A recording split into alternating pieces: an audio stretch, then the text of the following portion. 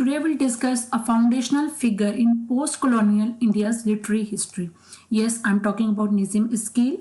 Hello friends, welcome to my channel ELS English Literature Studies with Kaur Harpreet. Today we'll discuss one more Indian English poet, that is Nizam Iskeel. And as you know, in these days we are discussing about Indian English poets. A.K. Ramanujan, I've discussed it, and then Kamla Das is also covered. And today we will discuss with Nizam Iskeel. Let's get started. Nizam Iskeel. He occupies an important place in post-independence Indian English literature, the father of post-independence and modern poetry of India. He has wielded a great influence as a leading poet, editor, broadcaster and social commentator, right? Besides, he is a well-known critic also. Sometimes he also emerges as a politician in the guise of a fighter, disguise of a fighter for cultural freedom, a fighter who fights for cultural freedom in India, right?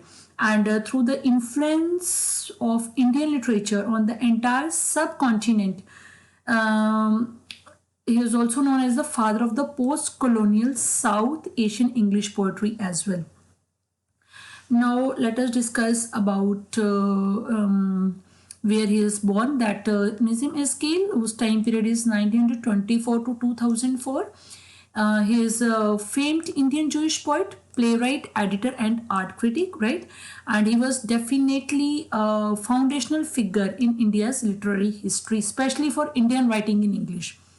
He was born into a modestly bourgeois Jewish family on December 1924, right? And he belonged to Marathi speaking Bene Israel Jewish community, right? This is important. This community's name is important, that Bene Israel Jewish community. This is a Marathi speaking community in Bombay, Bene Israel, right? He belongs to that community, and his parents were teacher. Both mother and father, both are teacher. Both are in education field. And let us talk about his, we can say, education.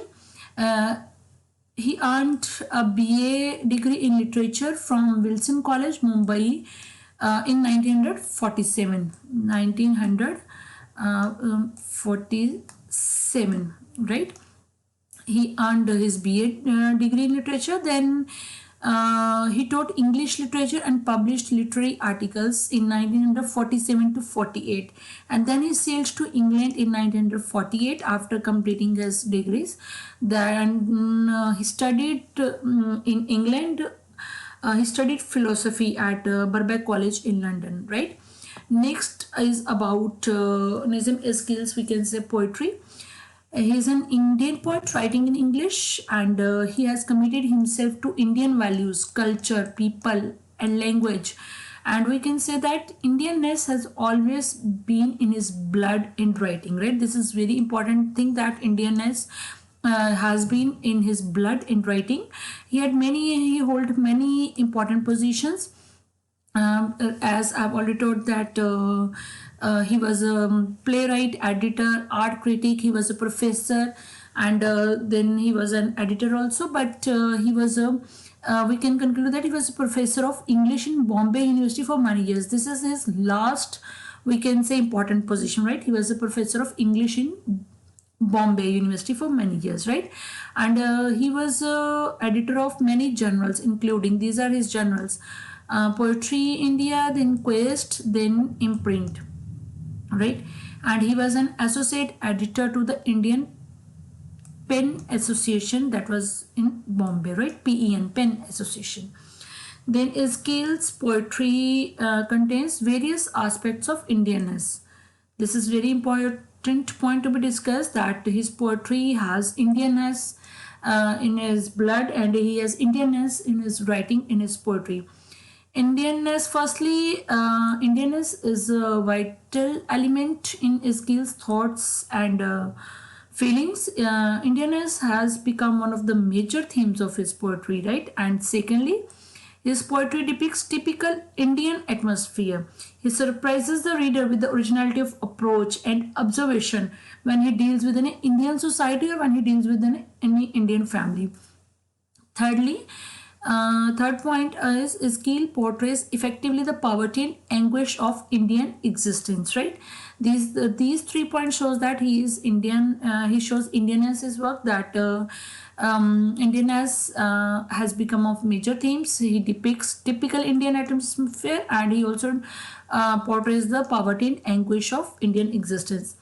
His works reflect the India into which he can really relate himself. It does not glorify the Indian customs and culture. It does not glorify, but instead he sees it as it is, right? Even he is conscious of the deficiencies and defects of the Indian people.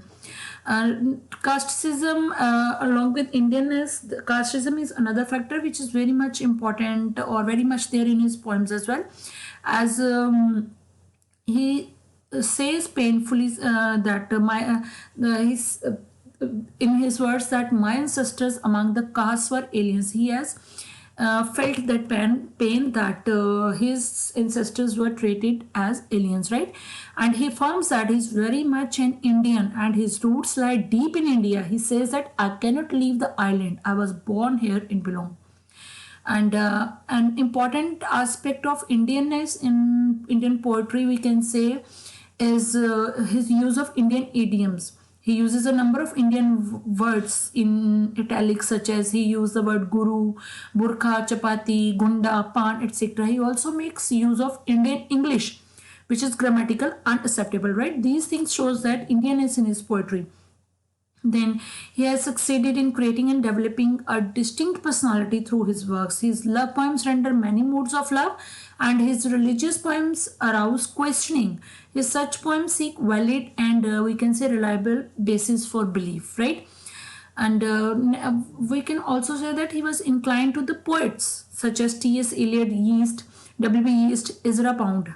He was inclined to these poets in his school days, and the influence of these poets or these literary personalities was very clear in his early works, right? His formal use of English language was linked to colonialism, and it resulted in controversy. He started writing in formal English, but with the passage of time, his writing underwent a metamorphosis, right? He was inclined to the literary personalities such as T.S. Eliot, W.B. Yeats, etc. And then these are some of his important works: Time to Change, 1952, 60 poems, The Discovery of India, The Third, The Unfinished Man, The Exact Man, Hymns in Darkness, right? His first collection of poetry, Time to Change, which was published by Fortune Press in London in 1952, right? It was published by an English press, Fortune Press in London in 1952, right? His poetry has all the elements of love, loneliness, lust, and creativity. Then 60 poems. This was his next book, followed by The Unfinished Man, right? Then his later poems such as Hymns in Darkness and poster poems shows how his meditative religious philosophy concerns. In his poetry, Nizam Eskil, we can say he continues many traditions of love, philosophy and religion, right? Then we have his works Night of the Scorpion, Goodbye Party for Miss Pushpa, Tears Then Entertainment, The Couple, A Time to Change, The Professor, Marriage, right? His poem The Night of a Scorpion is considered to be one of the best works in Indian English poetry. And in this poem, the speaker tells a story from his childhood in which his mother was beaten by a scorpion, right? And it depicts a common situation in rural India, which we can say, which shows irony, which shows contrast, which makes it more effective. We can say overall, we can say it is a poem of Indian culture. Again, Indianness is shown here. Poem of Indian culture, Indian belief, Indian superstitions, all these things are shown in The Night of the Scorpion. That is a very famous and considered to be one of the best works in English poetry, right? Then we have his poem The Professor, which is essentially a style on Indian English. The poem, we can say, this poem, The Professor, is in the form of a dialogue between a professor and his old student, but the listener is silent. He remains silent throughout the poem. So it can be termed to be as, it can be, we can say it is as a monologue. The speaker is the professor, and he himself seems to lack the proper command of the medium he utilizes, right? So it is a style on Indian English. right? Then about his legacy, about his awards, he was awarded a Sahitya Academy Award in 1983 and Padma Shri Award 5 years later for his contribution to Indian English writing, right?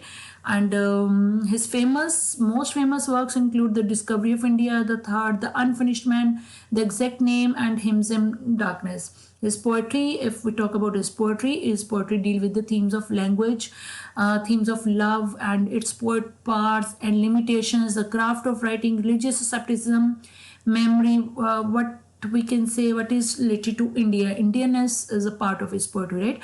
And he passed away in 2004 in Mumbai after a prolonged illness. So friends, this is all about Nasim Skill. I hope you will like the content, and if you like it, please hit the like button, share and subscribe my channel, and if you are new to my channel, please hit the bell button so that you can get notifications for my upcoming videos. Thanks a lot for watching.